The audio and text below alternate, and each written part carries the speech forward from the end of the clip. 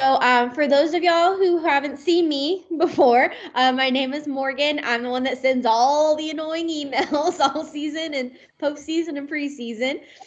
So I've been here with the Y in Fort Worth for about 2 years and was in San Antonio before that. And then we also have Danny Clemens on the call, who has been with Fort Worth a few years longer than me, has been with the Y for a long time, and he it will be working in sports with us for the next few months. So we'll go ahead. We'll go over which branch each of us will be overseeing. So I will go ahead and start sharing my screen with y'all so you can see the PowerPoint. Let's see.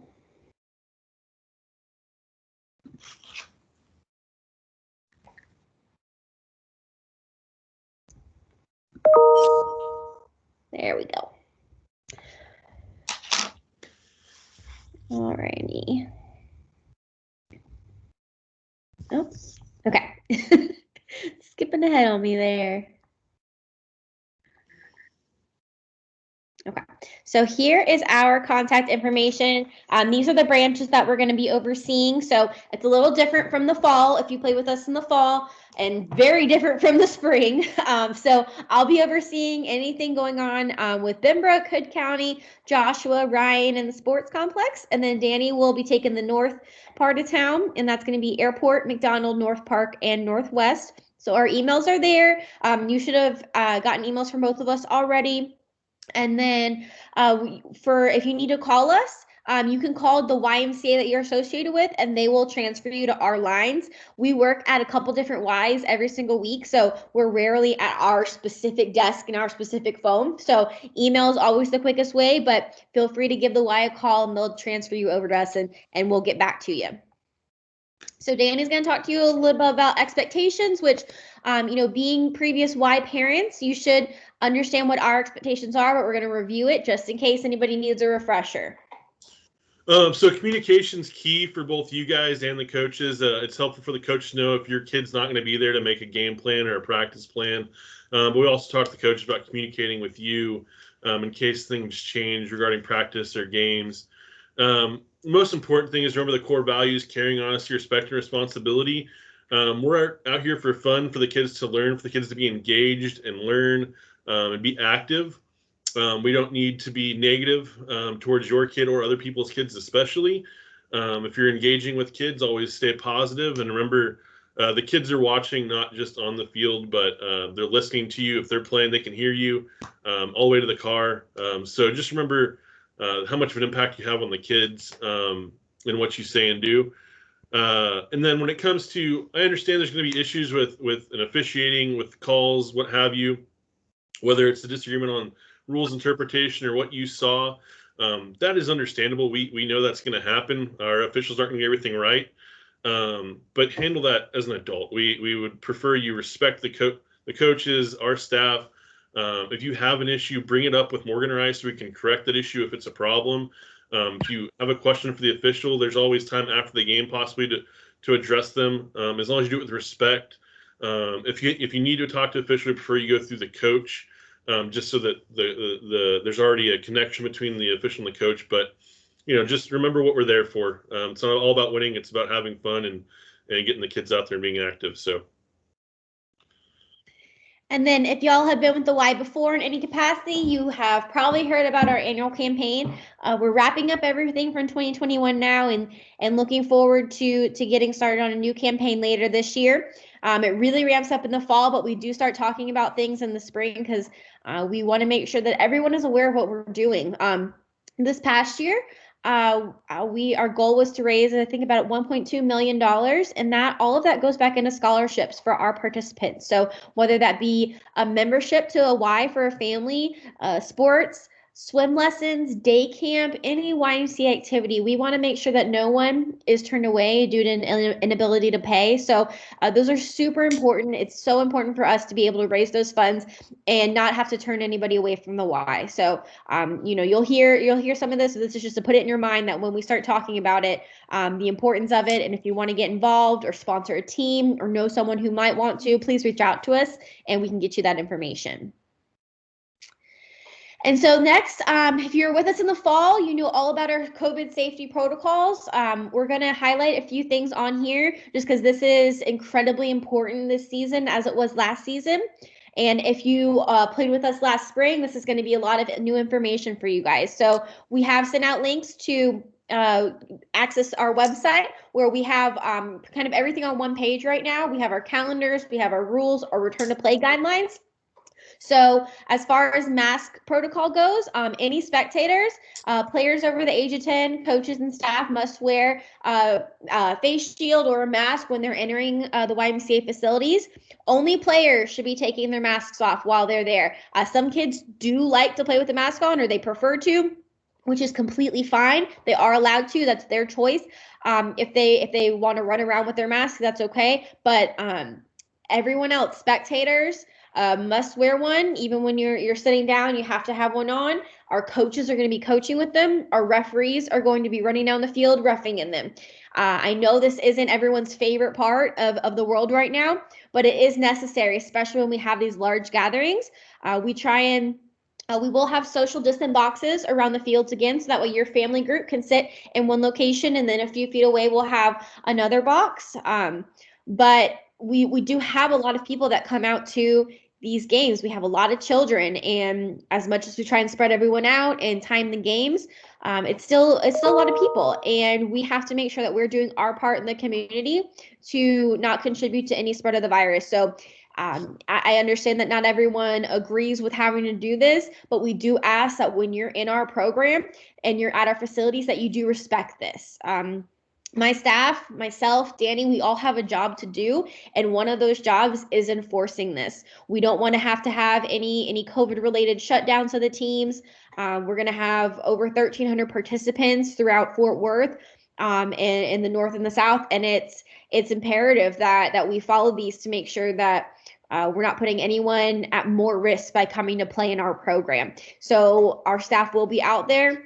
And they will be, if anyone's not complying with our safety protocols, they will be asking you to. And we expect you to be respectful in that. We expect that our refs are there to do a job, and we don't want having to go approach folks about mask wearing to take away from reffing a game or take away from other duties they're supposed to be performing that day. So please understand that we have jobs to do on Saturdays and during the week, and we do want respectful behavior to come back when we're trying to enforce that. So if anyone, any spectators that come are not willing to follow those safety protocols, then they will be asked to leave the field. That's not something that we want. You're obviously there to watch your kids and watch them play, and we don't want anything to interrupt that. But again, we do have protocols that we do enforce, and if someone won't follow them, then we have to take other steps. Along with the amount of spectators we have, we do ask that there's only 2 adult spectators that come with each child. Any siblings are allowed, so if they have younger or older siblings that want to come watch them play, that is all right. But we ask that you limit the adults to 2, which I understand is something that, grandparents, aunts, uncles, friends, they want to come watch and play. But we're at a time right now where we can't do everything the way that we used to. And this is one of those things. So I'm hoping in future seasons, we can ease up on that a bit. But we do have to control our crowd limits right now and make sure that we're not overcrowding our fields. We will continue to have the home team sit on one side and the away team on the other. So that way, especially if you have younger kiddos, that they can find you easily and your whole group is on one side of the field, and it makes it a lot easier to handle everything. And then we're also not doing group post-game snacks. If you guys want to bring your own kids and all plan to bring their own Gatorade and chips or snack, that's completely fine, but we're not going to do group pass outs right now. And then we are doing our Sportsmanship of the Week award again this season, which if you remember from the fall, is where we pick one kid each week that we recognize as a Sportsmanship Award winner. And this is just coaches who send in nominations of someone who felt displayed a great character that demonstrated the YMCA core values that week. So it has nothing to do with how many goals they scored or how fast they were. It's truly just to do with their character. And it's a great time. It's definitely my favorite time of the week. And what we started doing last season is sending it to sending all the nominations to our execs and our membership directors here. And they absolutely love reading the stories and getting to feel like they're a part of it too, and getting to know some of these kids as well. And then Danny's going to talk to you about coaches at the Y. So just a quick reminder, if you weren't aware, all of our coaches are volunteers. None of them are paid. We do our best to arm them with all the information to run a practice, to facilitate a game, and be productive in that. I understand sometimes there's a difference in opinion of how we should run a game or a practice. If you feel strongly about how a team should be coached, I would recommend that you take the time and volunteer your time to coach. So they're volunteering their time. They're all background checked. The way we make sure, our way of keeping track of that is to make sure all those folks have a coach's shirt on at the game. That's how we know who the coach and assistant coach is. That means to us they've had a background check that they've passed, and they've done some online training that's to help them stay up to date. But just remember, they're all volunteers and they're doing their best, and we'll work with them to give you guys the best experience. As far as practices, again, they're volunteering their time. I've got kids. Everybody in here's got kids. Life gets crazy sometimes. We ask the coaches to do their best to work with you guys, all 12 people on the 10, 12 people on the team. So to pick a time and location that's suitable for everybody. There's going to be some give and take on that. If for whatever reason you're on a team that absolutely you cannot work with the schedule they have, they can only do practice on Mondays at 5:30. That doesn't work for you. Let Morgan or I know. We can do our best. We can try to see if there's some flexibility with that. But they will be getting that their rosters here in the next week. And they'll be reaching out to you by next week with practice starting on the 15th, the week of the 15th, not specifically that Monday. What is that about? Soccer. And then Player Space, if you haven't downloaded the app yet, I highly recommend downloading the app. We asked our coaches, unless you guys are a team that's been together and has another form of communication, that you use Player Space. Morgan and I will be sending information out through Player Space. Especially if you have multiple kids, it's a super easy way to keep track of where they need to be on Saturdays and what time their games are. And we'll have the schedules posted by February 12th. I think that's it. This is the handy dandy little app side. So if you're looking in the App Store, that's what it looks like. The blue side. And then so as far as rules go, the same page that our return to play guidelines are, the link that y'all have received is also our rules. So we're just going to highlight a couple things on here that we highlighted with the coaches. Each of our divisions does have team limits, so that way we make sure we don't overload the rosters and make sure everyone can get their equal playing time. So this season, the 3- and 4-year-olds, they're still doing 4-on-4 and limited to 8 players. Our 5- and 6-year-olds are back up to 6v6 with a limit of 10 players. And then our 7 to 12-year-old teams are at 7v7 and a limit of 12 players. So this gives teams an opportunity to get players to play more, and also gives them an opportunity to have some substitutes if anyone's out of town or anything like that, or folks need to take a break. So the rosters aren't overloaded, and we do expect kids that if they're healthy and willing and ready to play, that they get equal amount of playing time. We did tell the coaches that we expect only 1 head and 1 assistant coach in the field area or on the field.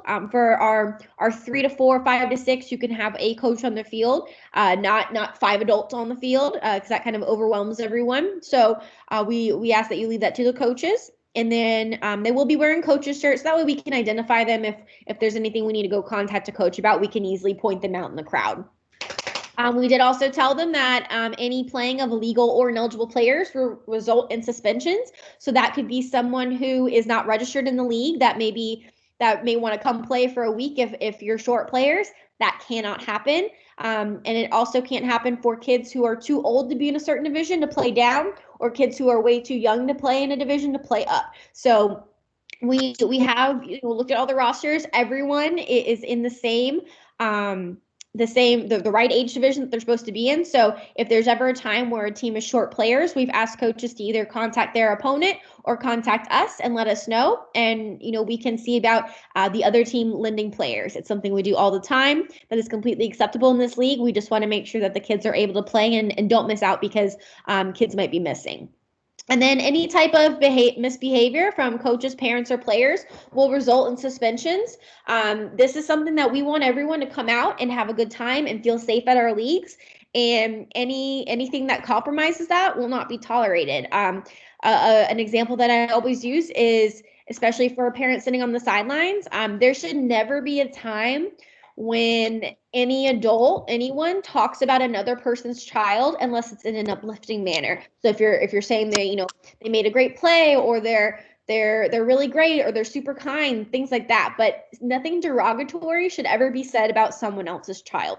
Everyone in here is a parent, and you'll have a kid out on that field, and I know you wouldn't want someone talking about your child like that. So please don't put another parent in a position to hear that type of language. And it's not something that we're going to tolerate, because we want parents and players to feel safe coming on our fields and not feel like they're going to have to hear anything negative about them. And then as far as uniforms go, they will be the same ones that we had in the fall. This is the example of it. We'll have different colors, but they are going to be those striped jerseys again. So if you're lucky enough to get on a team where you had the same jersey color as the fall, then you'll have an extra one in case one of them gets dirty or you lose one. So that could be helpful. As far as shorts and socks go and shoes, that's completely up to you guys, especially for the little guys. If they want to wear, athletic shoes or cleats, either one is fine. We don't have a requirement either way. And then sometimes the team like to pick out socks together, or sometimes they might want to wear socks that have aliens on them. It's completely up to you guys. We will notify the coaches when jerseys arrive. Usually those come in, the first 2 orders come in the week of the season, so we're usually able to do about 1 to 2 days of pickup if we're lucky. And then if anyone can't pick up, then we'll distribute them to coaches on the first day of the game. So each coach will have a roster attached to their jersey, and that'll say the size that you ordered for your child. So they'll distribute out like that. We told coaches earlier that if there's a wrong size that's ordered, if it's just a little too big, just tuck it in for us. Or if there are kids on the team that could swap and get all the sizes right, that's fine. If there is something where the jersey is way too small and not going to work, you can reach out to us and we can see if we have any leftovers in our inventory that could match your team. So like I said, the first 2 jersey orders should arrive by the time the season starts. If anyone registers after the second order or switches teams after that, then you would just get it the next week. But everyone will get a jersey. It just, depending on when you register and everything, it might be a little later. So as far as rosters go, coaches are going to start getting their rosters this week, tomorrow. So like Danny said, all the coaches are background checked. So we have to wait for that to clear before that we give them access to the rosters. So some of them, if you don't hear from your coach, it doesn't mean anything. That just means that they might not have had the time to fill everything out yet. So that's why we do give them a week to contact everyone. So that way we can finish up getting those last minute coaches cleared background wise. And if anyone's out of town, then, they're not limited to, 1 or 2 days to reach out to everyone. We do expect coaches to reach out to their teams by February 14th. And if they don't, we ask that you call your YMCA, and the front desk can look up your team information. That's much quicker than trying to get a hold of Danny and I all at once. If you call your front desk, they can just look it up instantly for you. And then if there's any other questions, they can forward you on to us, but they're very capable of handling that. And then we do have games scheduled to start on February 20th. There are 2 weekends that we won't play. We'll still have an 8-week season that'll end April 24th, but we will be off. Hood County will be off on March 13th, and then everyone else will be off on March 20th to coincide with the second week of spring break. And then every location will be off on April 3rd for Easter weekend. But otherwise, we'll be playing every week. And then for no coach teams, we need your help. We do still have quite a few teams that don't have a coach, which happens every single season, every single sport, at every single YMCA in the country. So this is absolutely, if you're a returning coach, or a returning parent, you've heard us talk about this before, but we do still need to fill coaching slots. So if you are willing and able, please send us an email. We will be contacting those who are on a no coach team tomorrow and seeing who's able to volunteer. Sometimes it works out great to have 2 or 3 parents help out and just share the responsibilities together. And sometimes, 1 or 2 people are fine. So it just depends on what works for your group. The good news is that most of our teams have a good amount of players on it. And we still have 2 weeks of registration left. So we're going to be filling those slots as folks come in. So everyone will be in a good spot with players. And then if for any reason that we can't get every single team filled with a coach by next week, then we will schedule a no coach meeting for you guys the week of the 15th. So that way we can get the kids out to the fields, talk to you all in person and get them to at least have a practice before their first game on the 20th. And then if y'all have any questions, again, here are emails. You should have gotten an email from at least one of us or have a way to reach out to us if you have any questions. We are always here to help you guys and answer anything. We are again, we've asked our coaches to reach out to y'all. So if they're having any trouble contacting you, we'll have our staff verify your contact information, make sure your email and phone number is correct, or if you need to change it. But otherwise, you should be hearing from your coaches, and they'll take it from there. We do send out a weekly email that you've seen prior that we send each week about the, anything that happened over the weekend, important dates that we have coming up, picture schedules, anything like that. So please make sure that you are not sending player space emails to your junk folder because we do send those every week. And that way it's just another tool to communicate and to keep you guys in the loop during the season. So again, if y'all have any questions, feel free to send us an email. But otherwise, go about your evening. And I appreciate everyone logging on for a little bit. And we'll see y'all in a couple weeks. Thank you. Bye. Thank you. Hey, Wicked. I Please- have a question.